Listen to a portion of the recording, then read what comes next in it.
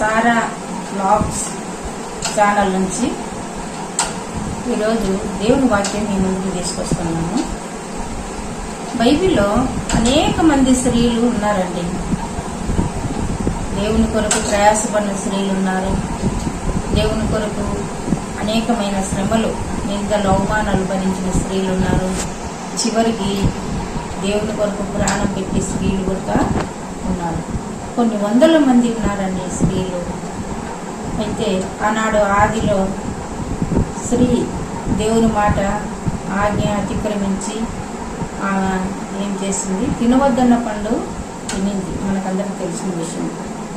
అయితే ఆనాడు ఏదైనా తోటలో నుండి వాళ్ళు బయటికి త్రోయబడ్డారు. అయితే అంత మాత్రమే దేవుడు స్త్రీని వదిలిపెట్టలేదండి. ఎందుకంటే తన సొంత చేతులతో ఆదామును కలుగజేసినాడు. ఆదాము నుంచి అవ్వను కూడా తీశాడు. అందుకు స్త్రీలు బలహీనమైన ఘటాలని తెలిసి దేవుడు ఎంతగానో ప్రేమిస్తున్నాడు. అయితే ప్రేమించి పురుషుల కంటే స్త్రీలను ఎక్కువగా ప్రేమిస్తున్నాడు. అందుకు స్త్రీని ఆయన మళ్ళీ జ్ఞాపకం చేసుకొని స్త్రీ గర్భంలో ఉండాలని తను ఆలోచన కలిగిన దేవుడిగా ఉన్నాడు. అయితే ఆయన ఏ రూపకంలో అయినా ఈ భూమిపైకి రావచ్చు. ఆయన నిజ దేవుడని రుజువుపరచుకోవచ్చు. కానీ ఎందుకు స్త్రీని తను ఎన్నుకున్నాడు? స్త్రీ గర్భంలో ఉండాలనుకున్నాడు. ఆయన ఉద్దేశ్యము, స్త్రీల పట్ల ఉన్న ఆయన ప్రేమ మనం ఒక్కసారి జ్ఞాపకం చేసుకున్నాం. నిజంగా ఆయన ఈ లోకానికి రావాలంటే ఎవరిని ఎన్నుకున్నాడంట? లూకా రాసిన సువార్త 1వ అధ్యాయము 26 నుంచి 26 నుంచి 33 వరకు మనము చూసుకోవచ్చు. అక్కడ ఎవరున్నారంటే 6వ నెలలో గాబ్రియేలు అనే దేవదూత గలిలయలోనున్న నజరేతు అనే ఊరికి దావీదు వంశములో ఉన్న యోసేపునకు ఒక పురుషునికి ప్రదానము చేయబడిన కన్యక యొద్దకు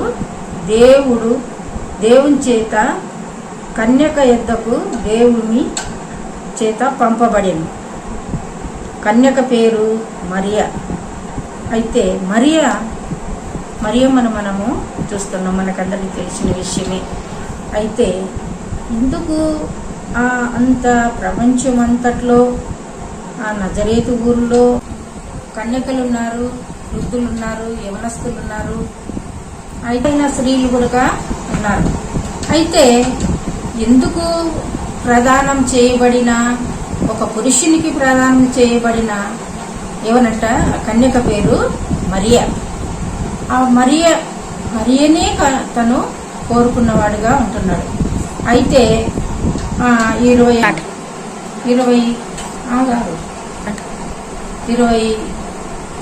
28వ వచనంలో ఆ కన్యక పేరు మరియ.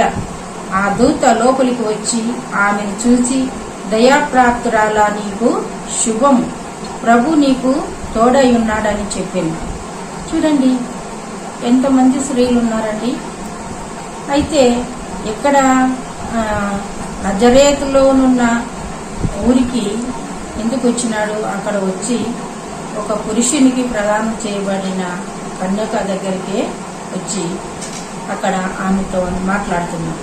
అమ్మా, నువ్వు ప్రభు వలన దయ పొందిన దానివమ్మా అని దేవుని దూత ఆమెతో మాట్లాడుతున్నాడు.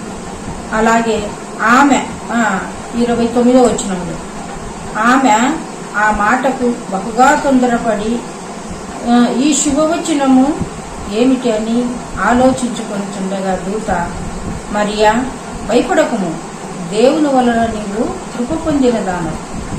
అయితే ఒకప్పుడు దేవుని వలన అవ్వ ఏమైపోయింది? శాపగ్రస్తురాలుగా అయిపోయింటున్నాడు.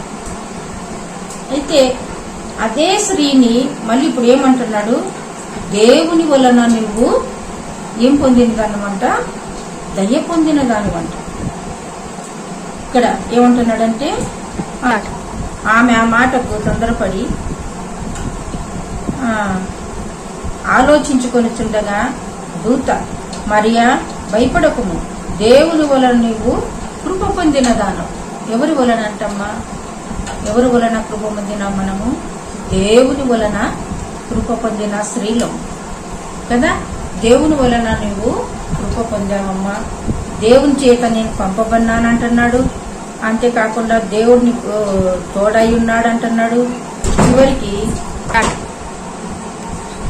ఇదిగో నీవు గర్భం ధరించి కుమారుని కని ఆయనకు యేసు అని పేరు పెట్టుదు. చూడండి, స్త్రీని ఎంతగా ప్రేమించాడు దేవుడు అంటే అప్పటికి ఎవరికీ లేని పేరు. అంతేకాకుండా ఎవరు అలాంటి గర్భం ధరించారు. యేసు అంటే దేవుని కుమారుడు ఆమె గర్భంలోనికి రావాలని ఆశిస్తున్నాడు. అంటే దీనికంత కారణం ఏమిటంటే మరియమ్మ ఎంత పరిశుద్ధముగా దేవుని యందు భయము భక్తి కలిగి విశ్వాసం కలిగి, అంతేకాకుండా ఆమెలో నుంచి దేవుని కుమారుడు ఈ లోకానికి రావాల్సి ఉన్న అంతగా పరిశుద్ధురాలుగా ఉంటున్నది మరియ. చూడండి, ఎంతో మంది స్త్రీలు ఉన్నారు కానీ ఎవరిని ఎన్నుకోలేదు. ఒక మరియమ్మనే దేవుడు ఎన్నుకున్నాడు. అంటే ఒక బలహీనమైన స్త్రీని దేవుడు త్రోసివేయలేదండి కదా.